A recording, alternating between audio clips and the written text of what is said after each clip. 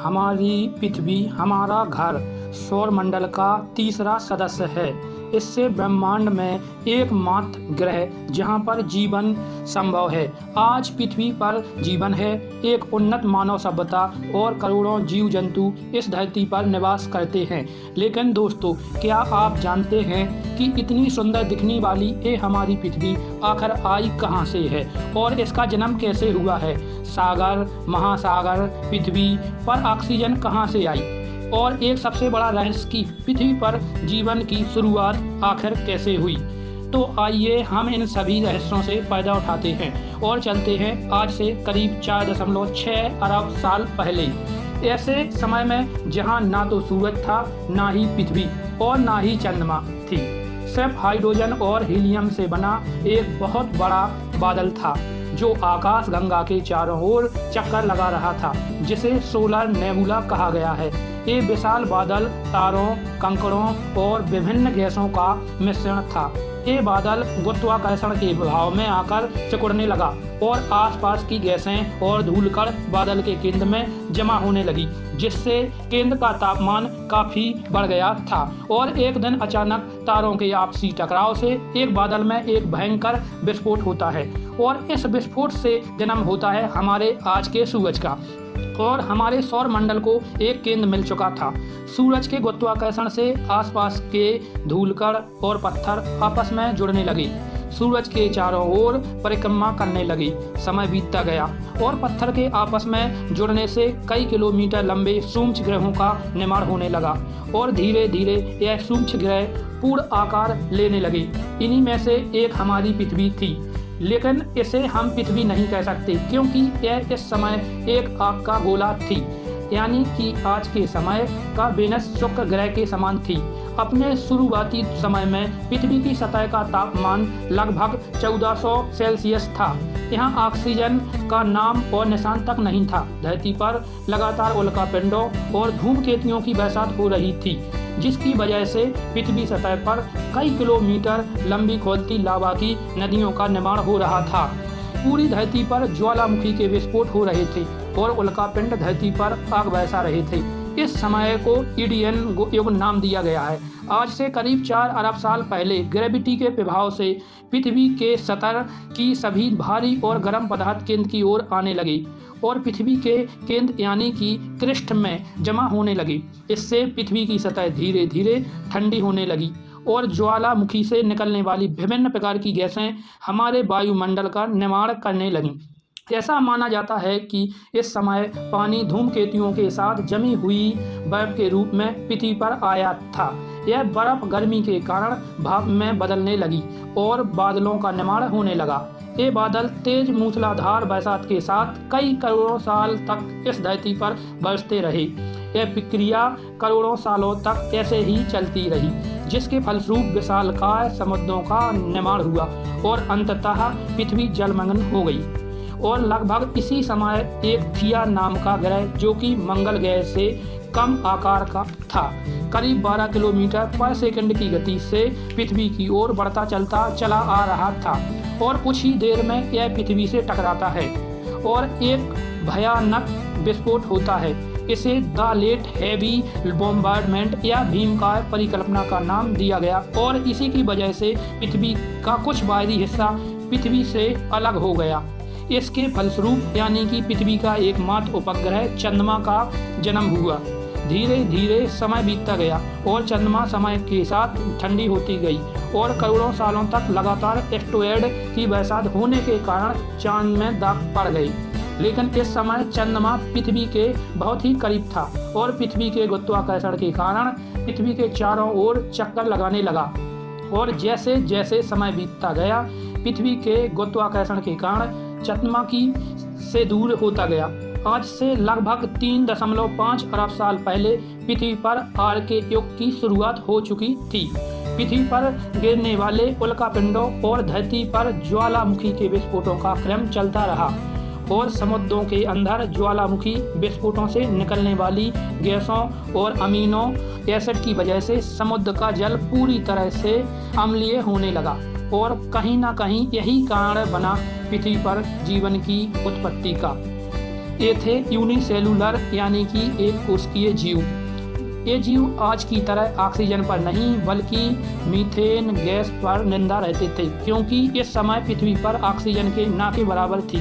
धीरे धीरे समय बीतता रहा और धरती पर ज्वालामुखी विस्फोटों से निकलने वाली कार्बन डाइऑक्साइड अधिक मात्रा में वायुमंडल में जमा होने लगी। कार्बन डाइऑक्साइड की वायुमंडल में अधिकता हो जाने के कारण कार्बन डाइऑक्साइड की जल के साथ अभिक्रिया शुरू हो गई, जिसके फल कारण पूरी धरती पर अम्लीय वर्षा होने लगी और धरती की चट्टानें अम्ल की वजह से ठंडी होने लगीं और तापमान बहुत तेजी से गिरने लगा।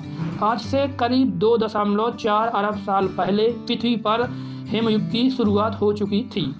पृथ्वी के ज्वालामुखियों में भारी कमी आना शुरू हो चुका था। तापमान में -60 डिग्री तक गिर गया।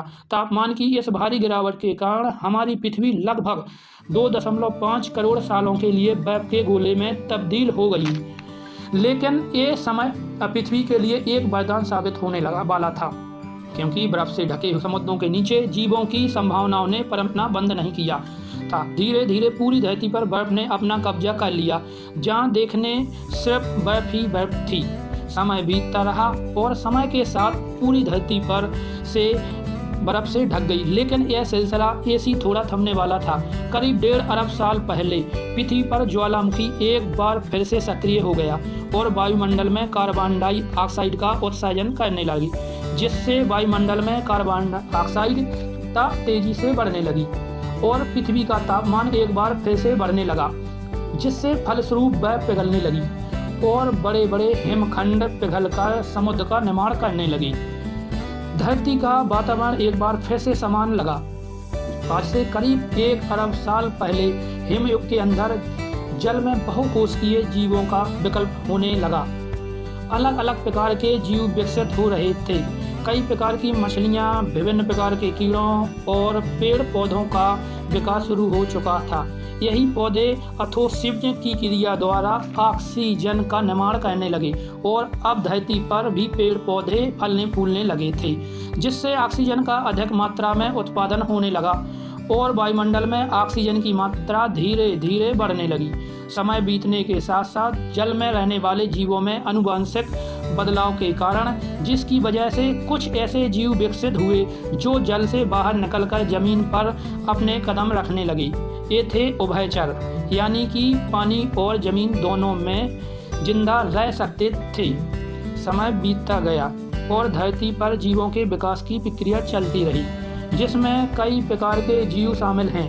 इनमें उड़ने वाले जीवों के अलावा कुछ रेंगने वाले जीवों की प्रजातियां जन्म लेने लगीं।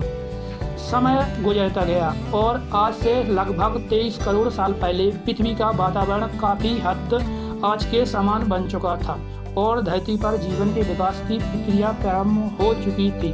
और ऐसे में धरती पर एक ऐसी प्रजाति विकसित हुई जो आगे चलकर इस पूरी धरती पर राज करने वाली थी। ये थे विशालकाय डायनासोर, यानी कि विशालकाय छिपकली। डायनासोर हमारी ही तरह धरती पर वास करते थे। इनकी भी अपनी जिंदगी थी, एक परिवार था। वे खुशी खुशी इस धरती पर रहा करते थे। हर तरफ डायनासोर के चिल्लाने और चिक्कारने की आवाज़ें सुनाई देती थी। डायनासोर की कई हजार प्रजाति थी। कुछ डायनासोर शाकाहारी थे, कुछ डायनासोर मांसाहारी और कुछ डायनासोर बहुत ही शांत स्वभाव के थे और कुछ बहुत ही हिंसक और खतरनाक थे। इनमें उड़ने वाले डायनासोर थे जो खुली हवा में आसमान को चीरते हुए लंबी उड़ानें भरते थे।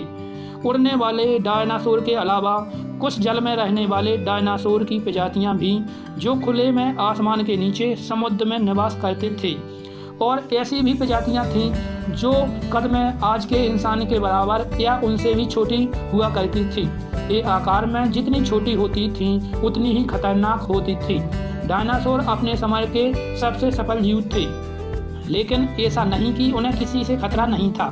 विभिन्न प्रजातियों के बीच आपस में लड़ाइयाँ होती रहती थीं, जिसमें कई डायनासोर की जान तक चली जाती थी और अपने समूह में रहा करते थे। इन्हें जंगल में रहने वाले बड़े जहरीले मच्छरों से जान का खतरा भी रहा करता था, क्योंकि इन मच्छरों के जहर से इनकी मौत हो जाती थी। डायनासोर में मादा डायनासोर घोंसले बनाकर पक्षियों की तरह अंडे दिया करती थी और अपने बच्चों को उड़ने की तालीम सिखाती थी। उनके बच्चों को अन्य प्रजातियों से जान खतरा भी रहता था। उनकी दूसरी प्रजातियों के डायनासोर बच्चों को मारकर खा जाते थे। इनकी जिंदगी उतनी आसान नहीं थी, उन्हें भी अपने हक के लिए कभी कभी भयंकर युद्ध करने पड़ते थे। धीरे धीरे हंसते खेलते समय बीतता गया और करीब 16 करोड़ सालों तक इस धरती पर राज करते रहे। लेकिन फिर अचानक एक दिन न जाने इनकी हंसती खेलती जिंदगी में किसकी नज़र लग गई। करीब 6.5 करोड़ साल पहले एक छोटा एस्टेरॉयड का टुकड़ा सुदूर अंतरिक्ष से आ रहा था और पृथ्वी से लगभग 22 करोड़ मील दूर बृहस्पति और मंगल के बीच घूम रहे एक बड़े एस्टेरॉयड से टकरा गया। इस टकराव से एस्टेरॉयड की दिशा बदल जाती है और लगभग 20,000 मील प्रति किलोमीटर की रफ्तार से एक एस्टेरॉयड चांद के बहुत ही करीब से गुजर जाता है और तेज रफ्तार के साथ पृथ्वी के करीब बढ़ने लगता है। 2 ट्रिलियन मीट्रिक टन का ये एस्टेरॉयड जब पृथ्वी के वायुमंडल के संपर्क में आया तो इसकी गति अचानक 72,000 मील प्रति घंटा हो गई और ये आग के विशालकाय गोले में तब्दील हो गया। घर्षण की वजह से यह चमकता हुआ आग का गोला धरती पर मौजूद सभी जीवों को अंधा कर रहा था। इनकी रफ्तार इतनी अधिक थी कि इसने 4 मिनट में ही अटलांटिक ओशियन को पार कर लिया। धरती के सभी जीव इस भयानक उल्कापिंड की गर्मी में महसूस करने लगे थे और फिर कुछ ही पलों में 40 किलोमीटर का व्यास वाला यह उल्कापिंड मेक्सिको की खाड़ी के पास जमीन से टकराता है और एक भयंकर विस्फोट होता है। ये विस्फोट कई हाइड्रोजन बम्बों के विस्फोट के बराबर था। इस विस्फोट के कारण धरती की सारी धातुएं दूर अंतरिक्ष में चली गई। ये विस्फोट इतना शक्तिशाली था कि जमीन पर एक विशालकाय गड्ढा हो गया। 10 मिनट 40 सेकंड बाद जमीनी टकराव की वजह से धरती के अंदर चारों ओर 11.6 तीव्रता की भूकंपीय तरंग उठने लगी, जिसने सभी सक्रिय ज्वालामुखियों को दहका दिया और समुद्र में विशालकाय लहरों का निर्माण हुआ। धरती पर डायनासोर के अंत की प्रक्रिया शुरू हो गई। रेडिएशन की वजह से 900 किलोमीटर के दायरे में आने वाले सभी जीव जलकर राख हो गए। विस्फोट की वजह से जो लाखों टन धातु अंतरिक्ष में गई थी, ग्रेविटेशन पुल के कारण 10 मिनट 18 सेकंड के बाद अंगारों के रूप में पूरी धरती पर बरसने लगी। वहीं इसकी ओर धूलकण का एक बहुत बड़ा बादल 8,000 किलोमीटर प्रति घंटे की रफ्तार से मानसूनों की मौत बनकर आ रहा था। गर्म हवाओं का तापमान 150 सेल्सियस बढ़ जाने के कारण पेड़ पौधों की सारी आबादी जलकर राख हो गई थी। विस्फोट के 70 मिनट 40 सेकंड के बाद धरती का तापमान 200 सेल्सियस तक बढ़ जाने के कारण डायनासोर विस्फोट के इलाके से काफ़ी दूर थे, वो भी इस गर्मी से बच नहीं पाए। इस महाविनाश में धरती के कुल 75% आबादी पूरी तरह से जलकर खत्म हो चुकी थी और जो 25% जीव इस महाविनाश में से बच गए थे, उनमें से भी सिर्फ वही जीव जिंदा रह सके जिनका वजन 25 किलोग्राम से कम था, क्योंकि इस महाविनाश में लाखों की संख्या में जीव मारे जा चुके थे और पेड़ पौधों की सारी आबादी जलकर खाक हो चुकी थी, जिसके चलते महाविनाश में बचे हुए जीवों को भरपूर मात्रा में खाना पीना न मिल सका। लेकिन ये महाप्रलय एक नई प्रजाति के लिए फायदेमंद साबित हुआ। डायनासोर के अंत के बाद धरती पर एक नई प्रजाति विकसित हुई। ये नई प्रजाति थी मैमल्स की। मैमल्स यानी स्तनधारी जीव। दिखने में यह प्रजाति चूहे के आकार की थी और ये आकार में सिर्फ 6 इंच के हुआ करते थे। महाप्रलय से बचने के लिए ये जमीन के अंदर रहने लगे थे और जिंदा रहने के लिए इन्होंने सब कुछ खाना पीना शुरू कर दिया था। महाप्रलय में बचे हुए ये मैमल्स परिवार के आखिरी सदस्य थे और हमारा भविष्य भी अपनी छोटे छोटे जीवों पर निर्भर था।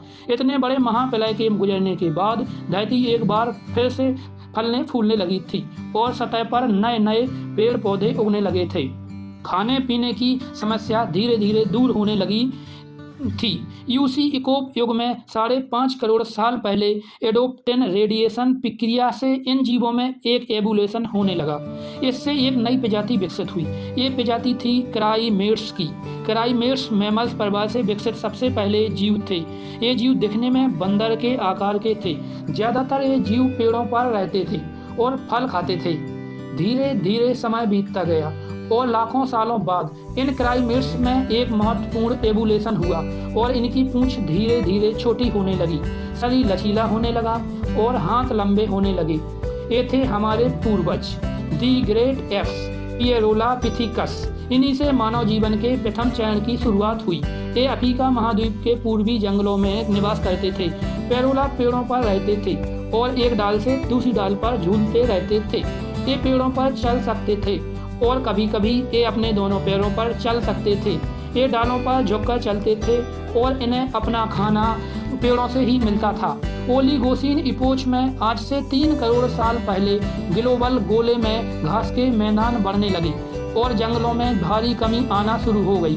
तब ऐसे में खुले मैदान में रहने वाले जानवर विकसित होने लगे और ये जानवर दूसरे जानवरों का शिकार करने में भी सक्षम थे। करीब 1 करोड़ साल पहले धरती का वातावरण काफ़ी हद तक आज के समान बन चुका था और हमारे पूर्वजों का जीवन अच्छे से फल फूल रहा था।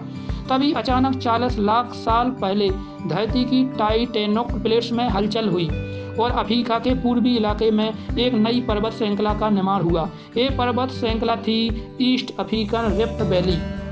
इस पर्वत श्रृंखला के उभरने से यहाँ की मौसमी हवाओं का मानसून पूरी तरह से बंद हो गया और यहाँ के जंगलों में बारिश होना बंद हो गया। इस कारण यहाँ के जंगल धीरे धीरे सूखने लगे और इन मैमल्स के लिए खाने की समस्या उत्पन्न होने लगी। यहाँ से ग्रेट एप्स जलवायु और जगह के अनुसार बदल गए। कुछ चिंपैंजी और गोरिल्ला में विकसित हुए, कुछ इंसानों में विकसित होना शुरू हुए। खाने की तलाश में अब ये पेड़ों से उतरकर जमीन पर अपने कदम रखने लगे। ये थे आर्डीपिथिकस रेमिडस, एक एक्स्ट्राऑर्डिनरी प्राइमेट्स, हमारे पूर्वज, जिन्होंने जमीन पर मानव इतिहास का पहला कदम रखा। यहाँ से इन्होंने सीधे खड़े होकर अपने दोनों पैरों पर चलना शुरू कर दिया था। इनका दिमाग एक संतरे के आकार का था और इनका वजन 80 पाउंड तक था। ये किसी भी काम को कॉपी करना और सीखना जानते थे। 2 पैरों पर चलना एक बहुत ही अहम विकास था। 2 पैरों पर चलने से ये सीधे खड़े होकर दूर दूर तक नज़र रख सकते थे। जमीन पर चलने से हमारे पूर्वजों का खाना और रहना तो आसान हो गया था, लेकिन जंगली जानवर से अपनी सुरक्षा एक चुनौती बन गई थी। लेकिन उस समय तक बड़े मांसाहारी जीव विकसित हो चुके थे जो खुले मैदान में शिकार करने में सक्षम थे। विकास की प्रक्रिया चलती रही और हमारे पूर्वज सीधे खड़े होकर पहले से और तेज चलने लगे। सीधे खड़े होकर चलने से ऊर्जा कम खर्च होती थी, जिससे ये ऊर्जा उनके दिमाग में खर्च होने लगी, जिससे उनका दिमाग पहले से और ज़्यादा विकसित हो गया और सोचने समझने की शक्ति बढ़ने लगी। ये थे होमो हेबिलियस। इनका दिमाग काफ़ी बड़ा था। इनका कद करीब 5 फीट लंबा था। यह अभी तक के सबसे बड़े और ताकतवर एनर्टरिस्ट थे। इन्हें हैंडीमैन भी कहा जाता था क्योंकि इन्होंने ही पहली बार पत्थर को हथियार की तरह इस्तेमाल करना शुरू किया। जैसे ही पत्थर पर नोकदार किनारा बना, हमारे पूर्वजों को एक औजार मिल गया। हमें काटने का हथियार मिल गया। इस औजार की मदद से अब वो हर काम कर सकते थे जो पहले नहीं कर सकते थे। पत्थर के इस्तेमाल से हाथों और उंगलियों को मजबूती दी। समय बीतने के साथ साथ हमारे पूर्वजों की रीढ़ की हड्डी पूरी तरह सीधी हो गई और जबड़ा आगे की ओर उभर गया। ये थे होमो इरेक्टस, भूखे, चालाक और ताकतवर शिकारी। इन्होंने ही सबसे पहले जानवरों का शिकार करना चालू किया और समूह में शिकार करने लगे। ये लकड़ी के बने औजारों का इस्तेमाल करते थे। शिकार करने के लिए इन्हें तेज दौड़ना पड़ता था, जिससे इनका शरीर और भी लचीला और फुर्तीला हो गया और इनकी मसल्स और भी ताकतवर हो गई। इन्हें फायरमैन भी कहा जाता है क्योंकि इन्होंने ही पहली बार आग का इस्तेमाल करना सीखा। आग की खोज मानव इतिहास की सबसे बड़ी खोज थी। ये आग इन्हें ठंडी, गर्मी, अंधेरों और जंगली जानवरों से सुरक्षा देती थी। प्रकृति की शक्ति अब हमारे हाथों में थी, जिससे हमारे पूर्वजों ने मांस को पकाना सीखा। खाना समूह में पकने लगा, जिसके कारण अब परिवार भी बनने लगे थे। मांस को पकाकर खाने में और चबाने में ऊर्जा कम खर्च होने लगी, जिससे हमारे दांत और भी छोटे और दिमाग और भी बड़ा होने लगा। यहाँ से हमारे जीवन का स्तर बढ़ने लगा और कुछ जीवन आज की तरह ही चलने लगा। सालों विकास के बाद हमारे पूर्वजों में जो आवाज़ की नली गले के ऊपर थी वो नीचे खिसकने लगी थी, जिससे अब हम तरह तरह की जटिल आवाज़ निकाल सकते थे।